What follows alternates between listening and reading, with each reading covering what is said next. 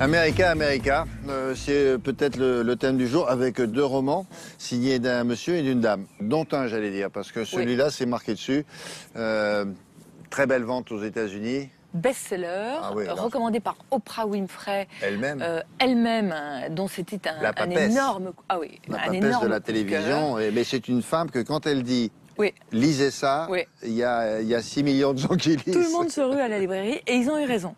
C'est un premier roman, pourtant c'était pas gagné, parce que c'est un premier roman complexe, Ruby de Cynthia Bond. Oprah Winfrey n'était pas la seule d'ailleurs à encenser le livre, et il y a beaucoup de critiques qui l'ont comparé à Toni Morrison, ce qui est sans doute prix Nobel, et une des plus grandes écrivaines américaines aujourd'hui, dont on aura d'ailleurs à la rentrée un nouveau roman, Un peu de patience. C'est un roman très dense, très difficile à raconter. J'essaye, parce qu'il y a beaucoup de sentiments, beaucoup de personnages et une construction non pas compliquée mais complexe. Alors, vous avez, si j'essaye de vous le vendre au mieux, deux personnages. L'un s'appelle Ephraim, c'est un monsieur qui a vraiment pas beaucoup de chance dans la vie. Il a une maladie qui l'handicape terriblement et qui le fait beaucoup souffrir. Et on peut dire que sa vie s'est arrêtée net. C'était le fils du pasteur et d'une maman qui un jour est devenue folle, et au pique-nique de la paroisse le jour de Pâques, elle est arrivée toute nue. Donc évidemment, ça a fait désordre dans cette petite ville du Texas où les gens sont très pudibonds, très pratiquants. La famille a été mise un peu hors jeu, le pasteur a été envoyé dans d'autres paroisses, et ça a été vraiment un peu la fin de sa vie. Depuis, il vit avec sa sœur, qui est une sorte de substitut de mère, mais dans une sorte de vie assez paisible, mais enfin pas non plus très exaltante. De l'autre côté, vous avez Ruby. Ruby, c'est la plus belle femme du monde, elle est belle comme le soleil. Elle est partie à New York quand elle avait 18 ans, rechercher sa mère, qui était elle-même partie à New York. Et elle est revenue à 30 ans, elle avait été rappelée pour des affaires de famille. Elle est arrivée, elle était belle comme le jour, elle avait des talons de 10 cm, elle était maquillée, elle avait des sacs roses.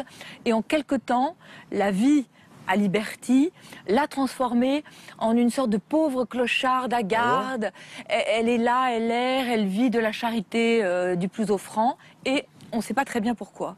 Et le roman est bâti comme une sorte d'immense travelling cinématographique. Vous avez Ephraim qui un jour, parce qu'il est amoureux de Ruby depuis toujours, décide d'aller lui porter un gâteau. Il peine à marcher, il fait une chaleur de bête, donc il y a tout son périple et qui est sans cesse interrompu par des gens, par des événements. Il vient du Texas, Ephraim, il va à New York. Non. Il reste à Liberty, mais c'est un long chemin, voilà, la petite ville. Et au cours de ce périple, en fait, on va découvrir toute l'histoire de Liberty pour lui apporter un gâteau. Tout ça pour lui faire un geste vis-à-vis de cette femme. Mais c'est des oubliés de la vie, c'est de toute façon. C'est des oubliés de la vie, c'est évidemment pendant l'Amérique de la ségrégation. On est années 50 Ça commence dans les années 30 jusqu'aux années 60, on est en 63. C'est sublime. Voilà. J'ai fait de mon mieux pour essayer de vous le raconter. C'était compliqué. La langue est magnifique. Ils sont noirs tous les deux? Oui. C'est de la très grande littérature. Et quand on pense à Toni Morrison, on est vraiment dans cette cour-là. C'est chez Christian Bourgois. Évidemment, vous avez le cœur fracassé plusieurs fois, hein, vous l'avez compris. Donc, pour essayer de vous remettre le cœur à l'endroit, je vous ai trouvé un autre livre qui, dans un registre tout à fait similaire, celui-là va aussi vous émouvoir, mais en tous les cas va vous faire rire aussi. C'est un livre qui est sorti l'année dernière en grand format chez Actes Sud, qui est publié par Babel, ça s'appelle Les Suprêmes. Et là, ce sont trois amies afro-américaines. Leur amitié, vous savez, pendant 30 ans. On les a appelées Les Suprêmes en référence au groupe de musique. Au groupe de filles qui chantent. Et c'est des filles qui ont une énergie absolument géniale. C'est un livre qui vous donne la pêche, qui vous donne envie d'être vivant, de vous battre, de rire. Alors vous avez ces trois amies qui un jour se sont rencontrées à l'école. À trois, elles étaient moins seules. Et c'est leurs amours, leurs déboires, leurs maladies. Ce qui est stupéfiant avec ce livre, qui est vraiment écrit uniquement du point de vue féminin, c'est qu'il est écrit par un homme. Et là, je dis chapeau. Il s'appelle comment? Edward Kelsimo. Ah d'accord. Et en plus, deuxième truc stupéfiant, il est violoncelliste.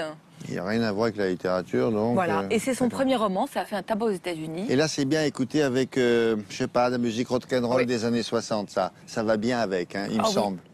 Un jour, Ouais. on pourrait faire les disques à écouter en même temps En que même les temps livres. que, oui, qu'on les On va a- demander à Alex de nous faire ça. Ouais, ça serait bien de faire Ouais. un ensemble. Oui, et puis même à Télématin, on peut faire qu'est-ce que vous pouvez manger à un moment donné quand vous arrêtez de lire ou Ouais. que vous grignotez. Ouais.